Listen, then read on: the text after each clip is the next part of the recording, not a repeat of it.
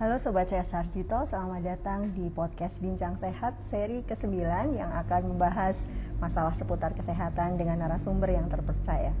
Pada kesempatan ini kita akan mengajak Sobat Sehat Sarjito untuk mengenal penyakit paru obstruktif kronis bersama dengan Dr. Sarli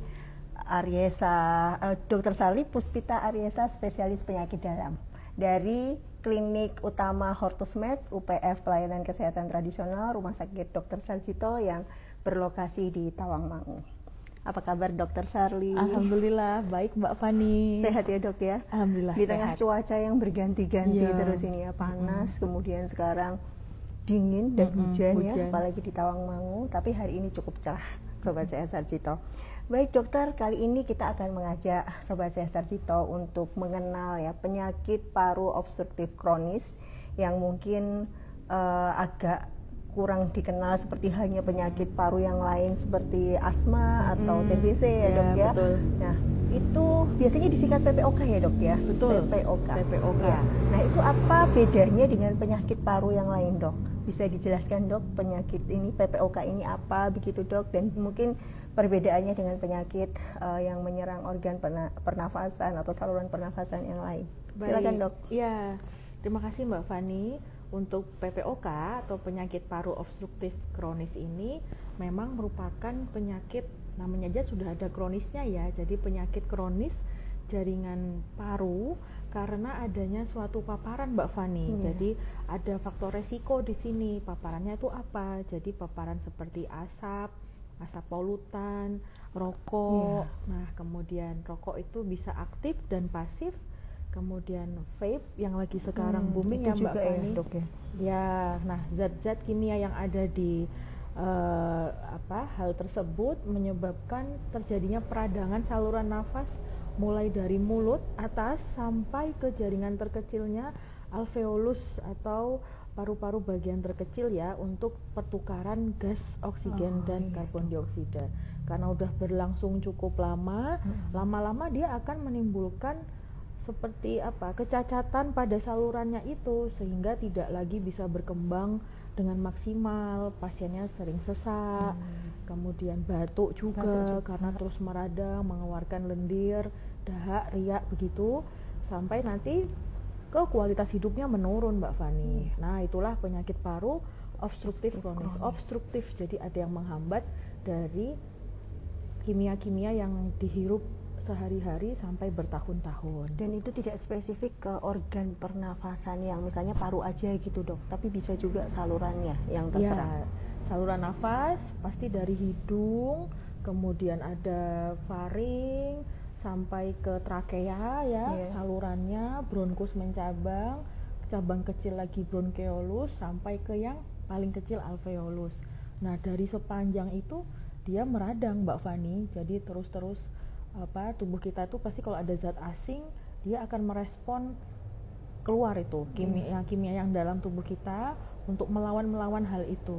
Nah dok, itu paparannya paparan yang lama ya dok, rentang waktunya? Betul. Atau misalnya kita sekali ya, kalau di kondangan di sini ya dok ya, banyak sekali bapak-bapak yang merokok nih kalau di desa gini. Nah apakah mungkin sekali dua kali itu sudah bisa berefek? Belum ya, karena dia itu sifatnya repetitif, harus berulang-ulang.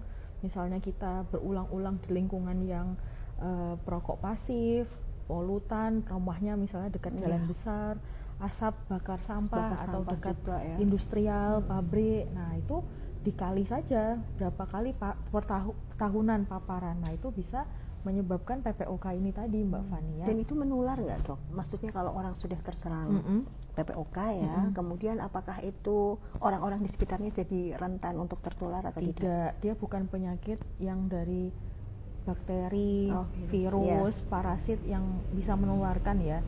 Namun kalau dalam satu lingkungan yang sama ya kesannya menular. Tapi lebih kepada sama-sama kena paparan. Tapi bukan infeksius, bukan menular karena bakteri patogen, lebih kepada zat kimia yang kita hirup itu. Kemudian ini dok, gejala awalnya itu bagaimana dok? Jadi bagaimana kita bisa mengenali bahwa itu PPOK, begitu dok? Baik, gejala awal yang paling sering kita temukan karena dia adalah suatu peradangan kronis ya, dan membuat tidak elastis lagi perkembangan paru, maka pasti ada sesak nafas di situ. Sesak nafas yang lama-lama muncul ketika beraktivitas gitu. Semakin beliau beraktivitas, semakin sesak. Nah, dyspnea on exertion namanya. Kemudian juga ada gejala batuk. Batuknya itu kalau awal PPOK bisa tidak berdahak, Mbak Fani. Kering. Namun misalnya tidak diatasi, lama-lama menjadi produktif batuk berdahak. Nah, kemudian yang terakhir sampai kepada mudah lelah, sampai sesaknya itu juga mengeluarkan suara mengi seperti orang asma. Nah, mengi, ngik gitu, ada wheezingnya. Nah, itu khasnya PPOK di situ. Jadi yang pertama bukan batuk seperti batuk yang infeksi itu ya dok, yang itu kan biasanya diawali radang, demam, tenggorokan, itu dari sesak nafas dulu ya. Kemudian itu bisa menimbulkan batuk tadi. Betul. Dan batuknya bisa berkepanjangan itu dok. Iya, berkepanjangan. Bahkan misalnya itu pasiennya beli obat di apotek gitu ya, OTC, over the counter gitu ya, tidak sembuh-sembuh gitu batuknya. Ya memang gejala ini juga ditemukan pada penyakit paru lainnya Mbak Fani, seperti asma, TBC, maka memang kita perlu menyingkirkan satu-satu ya, mana ini masuk ke infeksi, apa ke asma misalnya gitu, karena mirip-mirip memang gejalanya. Dan biasanya kalau itu terjadi pas musim flu juga ya dok ya, orang jadi nggak aware untuk pergi ke dokter, oh ini flu biasa karena ketularan, terus beli obat gitu aja, tapi ternyata nggak sembuh-sembuh. Gitu. Dan memang terkenalnya PPOK ini di dekade usia menjelang lansia itu Mbak Fani, jadi ya, dia jarang banget yang pada usia awal 20-30 ya. Biasanya karena paparannya sudah bertahun-tahun ya, bahkan belasan tahun, ya munculnya nanti ke usia 50, dekade ke 50 apa 40 juga ada siang begitu. Namun bisa saja menjadi lebih awal usia kalau pasiennya ini sejak rahim, di dalam rahim ibu sudah terpapar zat tersebut, atau juga secara bawaan lahir ada kecacatan ya pada parunya misalnya, itu bisa saja menjadi lebih awal. Namun seringnya PPOK ini pada usia-usia menjelang lansia, bahkan lansia. Karena paparan yang sudah lama tadi. Ya betul. Bahkan kita ada menghitung berapa bungkus per hari dikali berapa bungkus rokoknya, berapa bungkus rokok per hari dikali tahunan beliau merokok. Kalau jumlahnya itu lebih dari 55 bungkus, ya sudah masuk dalam definisi PPOK. Baik dok, kemudian ini dok, apakah ada pemeriksaan sederhana ya yang untuk mendeteksi seseorang terkena PPOK itu dok? Nah, sampai sekarang ini Mbak Fani, kalau kita ada pasien curiga atau suspected PPOK, memang gold standar baku emasnya itu dengan spirometri. Jadi pasiennya itu kita suruh meniup panjang di suatu alat, nanti kita hitung kapasitas parunya saat dia menghembuskan nafas ya, dengan total kapasitas paru. Nah, nanti bisa kita hitung rasionya. Dengan alat ini. Namun memang spirometri ini suatu hal yang bisa saja tidak ada di vaskes ya, Mbak Fani. Mungkin di primer vaskes primer bisa saja nggak ada. Maka ya tadi dengan gejala klinis itu yang beliau keluhkan dan tanda, jadi batuk, kemudian faktor risikonya jelas merokok, kita dari anamnesis atau tanya jawab, pemeriksaan fisik nanti ketemu wheezing atau dadanya tong, jadi dadanya tuh gembung karena hiperinflasi, jadi tuh karena CO2-nya itu bertahun-tahun numpuk gitu, kayak perut yang kembung gitu ya? Iya besar, jadi dadanya itu menggembung gitu, barrel chest seperti tong, kalau istilahnya tuh barrel chest seperti tong air ya, barel, tong anggur dulu zaman dulu tuh istilahnya. Nah itu kita ke PPOK curiganya, namun baku emasnya ya pakai spirometri Mbak Fani. Nah itu dok, itu bisa PPOK itu seperti halnya batuk-batuk yang lainnya, itu kan kadang dibiarin aja bisa sembuh ya dengan berlalunya waktu. Nah apakah PPOK ini bisa sehingga nanti orang akan kambuh lagi karena dia dibiarin aja terus mereda gitu dok? Nah betul, jadi PPOK itu juga ada derajat tingkatannya Mbak Fani, ada ringan, sedang, berat, sangat berat, bergantung dari beliau itu siklus kumatnya dalam setahun itu berapa kali ya. Nah kalau memang ringan ya bisa saja seperti Mbak Fani bilang dibiarkan aja, nanti dia sembuh sendiri, cuma ya kumatan lagi. Kalau yang sudah sedang sampai ke berat bahkan sangat berat itu tidak bisa dibiarkan saja Mbak Fani, pasti kita butuh suatu preparat farmakologi, artinya obat ya dalam hal ini, untuk meredakan gejala dan mencegah kekambuhan. Nah mirip-mirip asma, jadi ada reliever dan controller. Nah nanti kita tuh bisa membahas terapi obatnya dan non obatnya nih Mbak Fani gitu. Ya, jadi bisa dengan dua cara tersebut ya. Kalau digabungkan juga akan lebih bagus ya. Betul, Dok, ya, betul. ya. Yang jelas kualitas hidup pada pasien ini perlu kita tingkatkan, karena kan dengan sesak itu beliau jadi nggak bisa aktivitas sehari-hari ya Mbak Fani ya. Jadi duduk aja gitu lah. Nanti lama-lama merambat deh itu problemnya, apalagi usia lanjut. Iya, dan sayangnya kadang-kadang batuk seperti ini tuh orang juga nggak terlalu aware ya, karena asal masih bisa nahan, nggak apa-apa gitu ya, betul. Nanti ke dokter sudah dalam kondisi yang berat begitu. Seringnya seperti itu. Iya betul, tipikal budaya kita kan gitu ya Mbak Fani. Kemudian itu ya tadi dokter juga sudah menyampaikan bahwa itu bisa mempengaruhi aktivitas sehari-hari tadi dok ya. Dan ini efeknya kemana nih, aktivitas sehari-hari seperti apa yang akan terganggu dengan kondisi PPOK ini? Nah, karena sesak nafas itu adalah gejala yang paling tidak nyaman ya Mbak Fani, otomatis seperti yang pokok aja, kayak mandi, ke kamar mandi misalnya, atau bersih-bersih itu belum, kayak baru berjalan aja misalnya berapa meter itu sudah muncul wheezingnya, menginya. Nah, ngos-ngosan juga udah terengah-engah. Betul, gitu, ngos-ngosan juga. Maka mirip-mirip juga gejala jantung itu Mbak Fani, kalau kita hanya ngambil dari sesak nafasnya. Maka ya yang alur yang baik ya memang membawa ke dokter, periksa, ditanya lengkap faktor risiko, anamnesa, pemeriksaan fisik, kalau bisa sampai spirometri, baru deh itu kita bisa menciutkan itu adalah PPOK. Iya dok. Termasuk ini dok akan mengganggu kualitas tidur juga ya. Jelas banget. Jadi sulit tidur. Iya, karena beliau nggak bisa tidur dengan nyaman ya Mbak Fani. Bahkan dengan duduk pun aja masih ngik gitu. Dan itu kadang-kadang batuk itu juga kalau terlalu lama bikin jadi stres ya dok ya. Capek, jengkel juga ya apalagi, dan itu selalu dengan ada batuknya dok selain sesak nafas. Ya betul, selalu dengan ada batuknya. Nah, ini kita lihat untuk Sobat Sehat Sarjito yang ingin tahu ya lebih dalam tentang PPOK ini, silahkan kalau mau bertanya tulis di kolom komentar kita ya. Kemudian ini lagi dok, satu lagi ini bisa disembuhkan total atau hanya terkendali? Hanya mengendalikan gejalanya saja dok. Ya, terus terang PPOK ini seperti penyakit kronis lainnya kita hanya bisa mengendalikan. Bagaimana caranya? Dengan kondisi paru yang sudah seperti itu, kita tetap bisa beraktivitas, kualitas hidup oke, tidak mudah kambuh. Bahkan kalau bisa ya jangan sampai ketimpangan infeksi lainnya Mbak Fani, karena PPOK ini salah satu penyakit paru yang membuat imunnya itu juga menurun, sehingga mudah infeksi lain itu ikutan kalau pas lagi musimnya.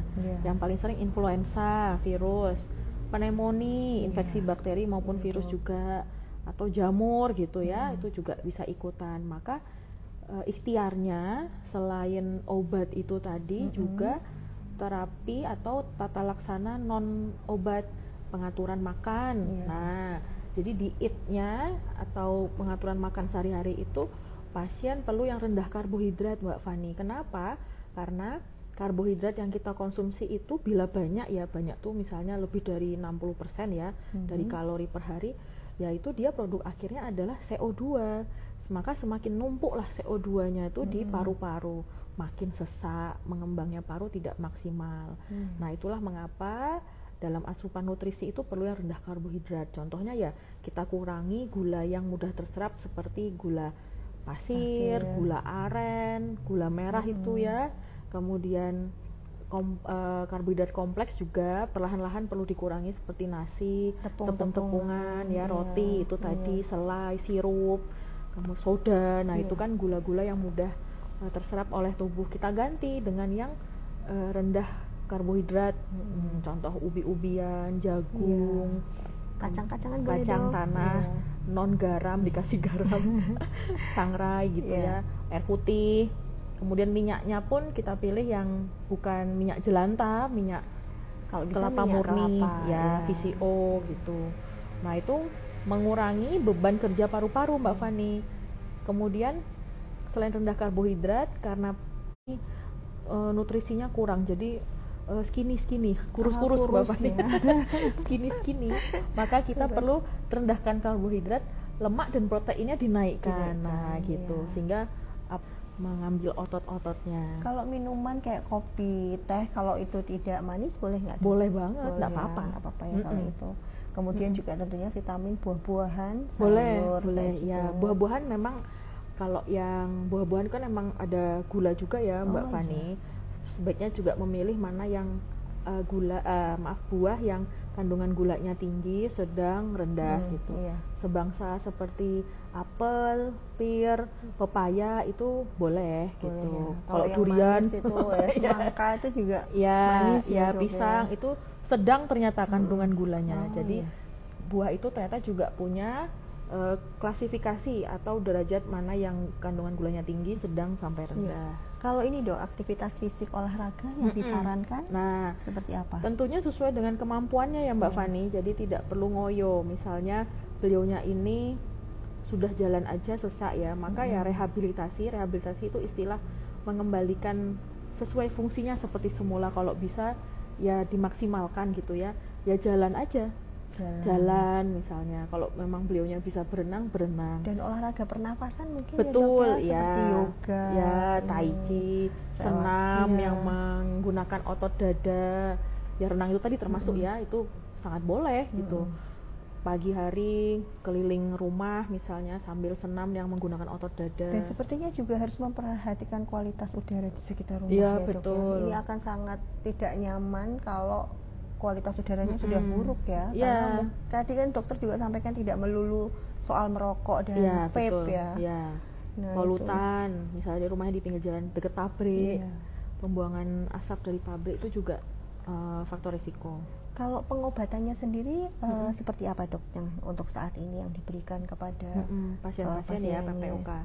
Baik, untuk kalau kita bicara pengobatan Mbak Fani, selain kita sudah membagi pasien tadi derajatnya ringan, sedang, berat, tentunya ringan, sedang, berat itu pengobatannya berdasarkan hal itu tadi. Rata-rata pasien PPOK itu yang datang ke Vaskes, fasilitas kesehatan sudah dengan derajat sedang bahkan sangat berat Mbak Fani. Jadi tidak ada pilihan lagi dengan inhalasi atau yang dihirup gitu ya, atau disemprot seperti juga asma ada. Itu ya, dok, ya? Seperti asma. Yang isi obatnya itu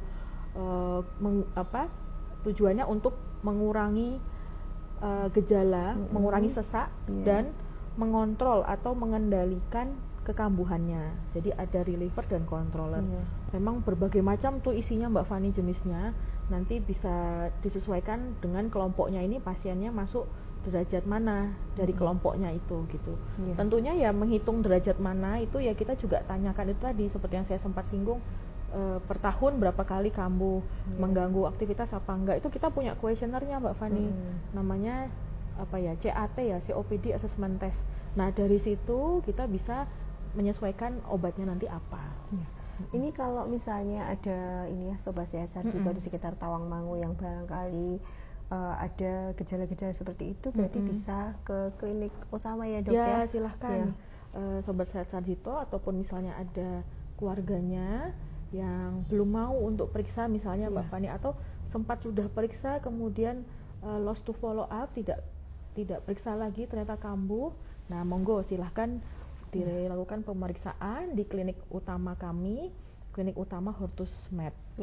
Dan itu juga tidak hanya kalau kita sudah sakit parah ya dok, itu untuk konsultasi aja juga bisa ya, untuk pencegahan kan akan lebih mudah mencegah ya daripada mengobati gitu. Nah dokter, langkah terbaik untuk pencegahan agar tidak terkena PPOK ini apa aja dok yang disarankan? Nah, tentunya yang namanya dipicu oleh faktor apa yang kita hirup ya Mbak Fani, ya satu nggak merokok, atau yang udah merokok berhenti merokok. Kalau kita di lingkungan yang merokok, ya sebaiknya tidak lama-lama di situ ya, tidak sebagai perokok pasif terus gitu. Kemudian ya sampai misalnya di rumahnya pun dekat dengan pabrik ya itu apakah diungsikan. Kalau penggunaan masker seefektif apa? Nah itu juga termasuk pencegahan Mbak Fani. Kalau misalnya dibilang seefektif apa, tentunya efektif ya, karena dia tetap ada filternya, baik masker medis maupun masker kain misalnya, itu kan tetap ada filternya ya, namun tidak 100% ya, tetap paling tidak dia melindungi kita dari paparan langsung gitu. Paling nggak itu yang bisa kita kontrol sendiri ya, dok, betul. Karena untuk mengontrol orang lain itu juga butuh sulit perjuangan. Benar-benar. Gitu. Contoh kecil ya, kalau naik motor kan pakai masker Mbak Fani ya. Betul, kemudian misalnya di lingkungan kita kerja di yang banyak paparan, di lingkungan atau pabrik gitu ya pakai masker gitu. Nah ini bagaimana meningkatkan kesadaran masyarakat ini untuk memperhatikan ini ya dok ya. Kalau sudah kena penyakitnya itu akan sulit untuk disembuhkan, jadi ya memang pencegahan itu yang terbaik. Nah ini cara meningkatkan kesadaran masyarakat ini gimana ya dok? Sebetulnya